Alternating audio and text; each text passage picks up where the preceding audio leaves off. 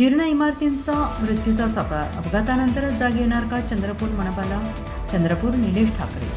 चंद्रपूर शहरातील जीर्ण आणि धोकादायक इमारतींचा प्रश्न दिवसेंदिवस गंभीर होत असताना चंद्रपूर महानगरपालिका मात्र केवळ नोटिसा बजावून आपली जबाबदारी संपल्यासारखी वागत असल्याची भावना नागरिकांमध्ये व्यक्त होते. मनपाकडे धोकादायक इमारतींची मोठी यादी उपलब्ध असूनही प्रत्यक्ष पाडकाम किंवा सुरक्षिततेसाठी ठोस उपाययोजना होत नसल्याचा आरोप नागरिकांकडून केला जातो आहे. यापूर्वी शहरातील काही जीर्ण इमारती अचानक कोसळून जीवितहानी झाली होती. त्यावेळी प्रशासनाची मोठी धावपळ उडाली होती. मात्र त्या घटनेतून कोणताही धडा घेतला गेला नसल्याचं चित्र आजही दिसून येत आहे. विशेषतः पावसाळ्यात अशा इमारती कोसळण्याचा धोका अधिक वाढतो. या इमारतींच्या आजूबाजूला राहणाऱ्या नागरिकांच्या जीविताला सतत धोका निर्माण झाला आहे. स्थानिक नागरिकांनी अनेक वेळा मनपाकडे तक्रारी करूनही केवळ नोटिसा देण्यापलीकडे कोणतीही प्रभावी कारवाई होत नसल्याने तीव्र नाराजी व्यक्त केली जाते आहे.